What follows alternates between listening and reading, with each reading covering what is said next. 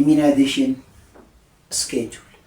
አንድ ህጻን ልጅ ከተወለደ በኋላ የምንሰጠው ኢሚናይዜሽኖች አሉ ወይንም ክትባቶች አሉ።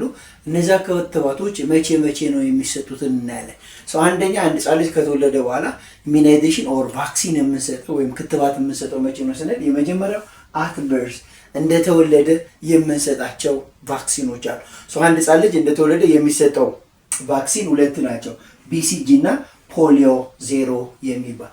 BCG ባሲለስ ክላይሜት Guerin that are important for the preventing tuberculosis. These BCG are they given 0.05 ml intradermal 0.05 ml intradermal እንሰጣለን። ፖሊዮ ዜሮ ደግሞ 2 ድሮፕ ኦራሊ እንሰጣለን። 1 ድሮፕ 2 ድሮፕ ኦራሊ እንሰጣለን። ፖሊዮ ዶዙ 2 ድሮፕ ነው፣ ሮቱ ደግሞ ኦራሊ ነው። after birth we'll be giving the second time is at 6 week ስድስተኛው ሳምንት ወይንም 45ኛው ቀን ላይ የሚሰጡ ክትባቶች አሉ። እነዛ ክትባቶች አንደኛው ፔንታ ቫክሲን የምንለው አለ፣ ሁለተኛው ፖሊዮ 1፣ ሶስተኛ PCV 1፣ አራተኛ ሮታ 1 የምንላቸው አሉ። ፔንታ 1 የላቲን ወርድ 5 ማለት ነው። 5 መድኃኒቶች 5 የተለያዩ በሽታዎችን መከላከል የሚችል ቫክሲን አንድ ላይ ስለምንሰጥ ምን ተባለ? ፔንታ ተባለ። ፔንታ ዲፕቴሪያ፣ ፐርቱሲስ፣ ቴታነስ፣ ሄሞፊሊስ ኢንፍሉዌንዛ ታይፕ ቢ እና ሄፓታይቲስ ቢን ማከም መከላከል የሚችል ቫክሲን ነው። ዶዙ 0.5 ml ነው። ሩቱ IM ነው። ሁለተኛው ፖሊዮ 1 ነው። ፖሊዮ 1 is similar with ፖሊዮ 0 2 ድሮፕ ኦራሊ እንሰጣለን። ሶስተኛው PCV 1 የምንለው ኒሞኮካል ኮንጁጌትድ ቫክሲን የምንለው ነው። they are important for the preventing pneumonia. ዶዝ 0.5 ml ሩት IM። አራተኛው ሮታ የምንለው ነው። ስድስተኛው ሳምንት ላይ ከሚሰጠው ሮታ ቫክሲን ዶዝ 2 ድሮፕ ኦራሊ።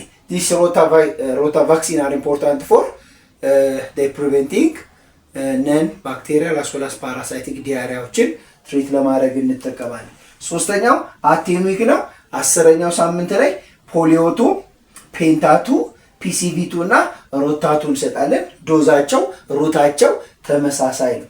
አሁንም አራተኛ 14 ዊክ ላይ የምንሰጣቸው ፖሊዮ 3 ፖሊዮሜላይተስን የሚከላከል ነው። ፔንታ 3 PCV 3ዎችን ለፔሸንታችን እንሰጣለን። ፖሊዮ 3 ፔንታ 3 እና PCV 3 14ኛው ሳምንት ላይ እንሰጣለን። የመጨረሻው አት 9 መንዝ ላይ ሚዝል እንሰጣለን ወይንም ኩፍኝን የሚከላከለውን ቫክሲን ለፔሸንታችን እንሰጣለን። ዶዝ 0.5 ml ሰብኩታኔስ። ሁልጊዜም ኢሚናይዜሽን ክፍል ውስጥ የሚሰሩ ነርሶች እነዚህን ኢሚናይዜሽን ስኬጁሎች በደንብ ለከስተመሮቻቸው ወይንም ለቤተሰብ በደንብ ማስረዳት ይኖርባቸዋል። ሁልጊዜም በተለይ ስታርቲንግ ፍሮም 6 ዊክ ከስድስተኛው ሳምንት ጀምሮ ህፃናቶች እነዚህን ቫክሲኖች በምንሰጥበት ሰዓት ላይ ትኩሳትና ራስ ምታት ሊኖራቸው ስለሚችል ተያይዞ ህመም ማስታገሻ በፊንጢጣ ወይንም ሰፖዚተሪ የሚገባ መድኃኒት ማዘዛችሁን እንዳትረሱ።